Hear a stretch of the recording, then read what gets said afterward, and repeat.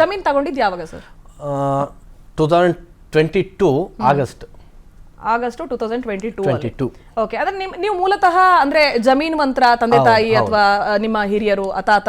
ಹೌದು, ನಮ್ಮ ತಂದೆದೇ ಪಿತ್ರಾಜಿತ ಆಸ್ತಿ ಅಂತಾನೆ 3 ಎಕರೆ ಇದೆ, ಅದ್ರೊಳಗಡೆನೆ ನಾನು ಇಷ್ಟೆಲ್ಲ ಮಾಡಿರ್ತೀನಿ. ಓಕೆ, ಅಂದ್ರೆ ಆ ಆದಾಯದ ಮೇಲೆ ನೀವು ಇದನ್ನ ಇನ್ವೆಸ್ಟ್ ಮಾಡಿದೀರಿ ಅಂತ. ಅಂದ್ರೆ ಈಗ ನಾವು ಕೇಳ್ಬೋದಾ ಎಷ್ಟು ಕೋಟಿಗೆ ತಗೊಂಡ್ರಿ ಈ ಜಮೀನನ್ನ ಅಥವಾ ಜಾಗವನ್ನ? ಕೋಟಿಯಲ್ಲಿ ತಗೊಂಡ್ರೆ 41 ಲಕ್ಷಕ್ಕೆ. ನಾನು 41 ಲಕ್ಷಕ್ಕೆ ಅಂದ್ರೆ ತೀರಾ ಕಡಿಮೆ ಅಮೌಂಟ್ ಅದು ಅಂತ. ಸೊ ಇಲ್ಲಿ ಹೇಗಾಯ್ತು ಅಂತ ಘಟನೆ? ಈಗ ನೀವು ಹೇಳ್ತಾ ಇದ್ರಿ ಹೆಂಡತಿ ಗರ್ಭಿಣಿ ಆಗಿದ್ರು, ಅವ್ರಿಗೆ ಅಬೋಷನ್ ಆಯ್ತು ಅಂತ. ಹೇಗಾಯ್ತು ಘಟನೆ? ಆ ಟೈಮಲ್ಲಿ ನೀವು ಫಾಲೋ ಅಪ್ ಮಾಡಿಲ್ಲ, ಯಾಕಂದ್ರೆ ಜೊತೆಲೇ ಇದ್ವಿ ಅಂತ ಹೇಳ್ತಾ ಇದ್ರಿ.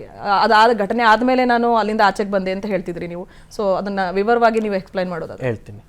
ಏನಂತಂದರೆ, ನಾನು ಫಸ್ಟು ಹೇಳ್ಬೇಕು ಅಂತಂದರೆ ಅವ್ರ ಮನೆಯಿಂದ ಕೆಲಸ ಮಾಡ್ಕೊಂಡಿದ್ದಾಗ ನನ್ನ ರೀತಿನೇ ಬೇರೆಯವ್ರಿಗೂ ಆಗಿತ್ತು. ಬಟ್ ಕಣ್ಣಲ್ಲಿ ನೋಡಿದ್ದೆ, ಬಟ್ ನನಗಾಗುತ್ತೆ ಅಂತ ಅನ್ಕೊಂಡಿರ್ಲಿಲ್ಲ.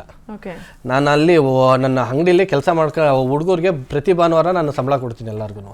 ವಾರಕ್ಕೊಂದ್ಸಲ ಪೇಮೆಂಟ್ ಇರುತ್ತೆ, ಕೊಡ್ತಾ ಇದ್ದೆ. ಅವಾಗ ಸಡನ್ ಆಗಿ ಪ್ರಜ್ವಲ್ ಅವ್ರು ಫೋನ್ ಮಾಡ್ತಾರೆ ನನಗೆ.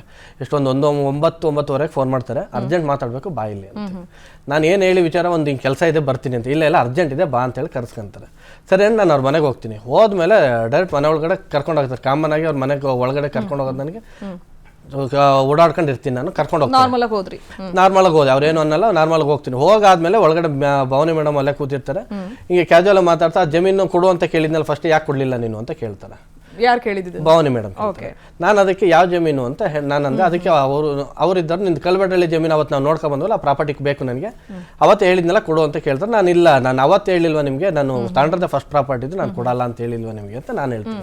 ಇಲ್ಲ ನನಗೆ ಆ ಪ್ರಾಪರ್ಟಿ ಬೇಕೇ ಬೇಕು, ನೀನೇನು ಮಾಡ್ತೀನಿ ನನಗೆ ಗೊತ್ತಿಲ್ಲ ಅಂತಾರೆ. ನಾನು ಅದಕ್ಕೆ ನನಗೇನು ಎದುರಿಸ್ತಾ ಇದ್ರೆ ನೀವು ಎದುರಿಸೋದಕ್ಕೆಲ್ಲ ನಾನೇನು ಎದುರಲ್ಲ, ನಾನು ಅದಕ್ಕೆ ನನಗೆ ಪ್ರಾಪರ್ಟಿ ನಾನು ಕೊಡಲ್ಲ ಅಂತ ನಾನು ಹೇಳ್ತೀನಿ. ಅದಕ್ಕೆ ಅವರಿದ್ದ ನೈಟ್ 11:30ವರೆಗೂ ಟಾರ್ಚರ್ ಕೊಡ್ತಾರೆ. ಅದಾದ್ಮೇಲೆ ಅಲ್ಲಿಗೆ ಪೊಲೀಸ್ನವ್ರು ಕರೆಸ್ತಾರೆ, ಎದುರಿಸ್ತಾರೆ, ನಿನ್ನ ಮೇಲೆ ಸುಳ್ಳು ಕೇಸ್ ಹಾಕಿಸ್ತೀನಿ ಅಂತೆಲ್ಲ ಹೇಳ್ತಾರೆ. ಬಟ್ ಯಾವ್ದಕ್ಕೂ ಎದುರಲ್ಲ ನಾನು. ಅದಾದ್ಮೇಲೆ ಏನು ಮಾಡ್ತಾರೆ, 11:30ಗೆ ನಮ್ಮ ಮನೆಯವ್ರನ್ನ ಕರ್ಕೊಂಬರ್ತಾರೆ. ನಾನು ಯಾವಾಗ ಎದುರಲ್ಲ, ನಾನು ಯಾವ್ದಕ್ಕೆ ಅವ್ರು ಹೇಳಿದ್ ಕೊಪ್ಪಲ್ಲ. ಅವಾಗ ನಮ್ಮ ಮನೆಗೆ ಹೋಗ್ಬಿಟ್ಟು ನನ್ನ ವೈಫ್ನ ಕರ್ಕೊಂಬರ್ತಾರೆ.